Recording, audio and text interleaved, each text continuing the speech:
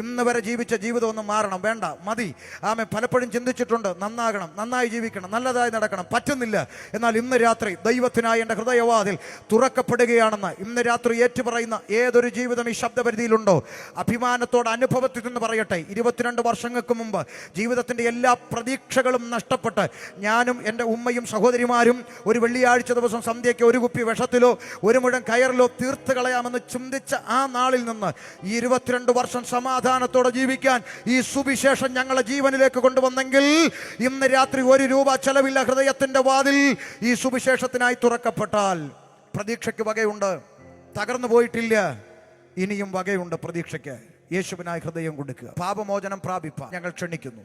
ഒരു നാണയത്തൊട്ട് കൊടുക്കണ്ട, 1 കിലോമീറ്റർ നടക്കണ്ട, ഒരു മെഴുകുതിരി കത്തിക്കണ്ട.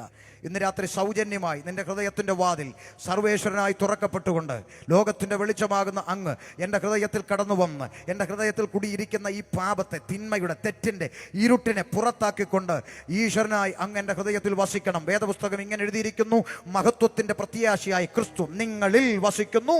അതുകൊണ്ട് ദൈവം നിന്റെ ശരീരമാകുന്ന ഹൃദയമാകുന്ന മന്ദിരത്തിൽ വസിക്കാൻ ആശിക്കുമ്പോൾ ഈ ശബ്ദപരിധിയിൽ കേൾക്കുന്ന സഹോദരങ്ങളെ, ഇരിക്കുന്നിരിപ്പി നിൽക്കുന്ന നിപ്പിൽ 1 രൂപ ചെലവില്ല. ഇരിക്കുന്നിരിപ്പി നിൽക്കുന്ന നിപ്പിൽ നിങ്ങളുടെ ഹൃദയവാതിൽ ഇന്ന് രാത്രി ദൈവത്തിനായി തുറക്കപ്പെടട്ടെ. ഇന്ന് രാത്രി തുറക്കപ്പെടട്ടെ. കേവലം മരണം കൊണ്ട് അവസാനിക്കുന്ന ഒരു ജീവിയല്ല മനുഷ്യൻ. മരണത്തിൻ്റെ അപ്പുറത്തൊരു ജീവിതമുണ്ട്. അമ്മയുടെ വയറ്റിൽ കിടക്കുന്ന കുഞ്ഞ് പറയുന്നു, ഇവിടെയാണ് എൻ്റെ ലോകം, ഇതാണ് എൻ്റെ ജീവിതം. കൃത്യസമയത്ത് ആഹാരം, കൃത്യസമയത്ത് ഭക്ഷണം, കൃത്യസമയത്ത് ഓക്സിജൻ എല്ലാം ഇവിടെ കിട്ടുന്നുണ്ട്. അടിപൊളി ജീവിതമാണ്. ഇതിൻ്റെ അപ്പുറത്തൊരു ലോകമില്ല. എന്നാൽ 9 മാസം കഴിയുമ്പോൾ ഒരു പുതിയ ഭൂമിയിലേക്ക് പിറന്നു വീഴുന്നു.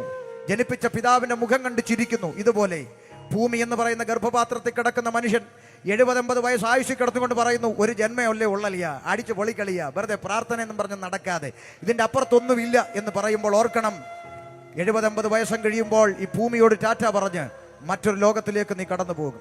അവിടെ വെച്ച് നിന്നെ സൃഷ്ടിച്ച പിതാവിൻ്റെ മുഖം കണ്ട് ചിരിപ്പാൻ മരണത്തിൻ്റെ അപ്പുറത്തൊരു ജീവിതമുണ്ട്.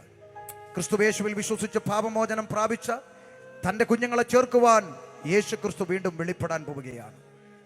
ഇന്ന് രാത്രി ആ കാഹളം ധ്വനിച്ചാൽ രാപ്പകലില്ലാത്ത, കണ്ണുനീരില്ലാത്ത, വിലാപമില്ലാത്ത, നെടുവീർപ്പില്ലാത്ത, ഷുഗറും പ്രഷറും കൊളസ്ട്രോളും ഒന്നുമില്ലാത്ത ആ നിത്യഭവനത്തിൽ ആ കർത്താവിനോടൊപ്പം എനിക്കും പോകണം. അല്ലല്ലല്ല, ഞാനും പോകുമെന്ന് ഇന്ന് രാത്രി മാറാത്തൊരു തീരുമാനമായിട്ട് വേണം പോകാൻ.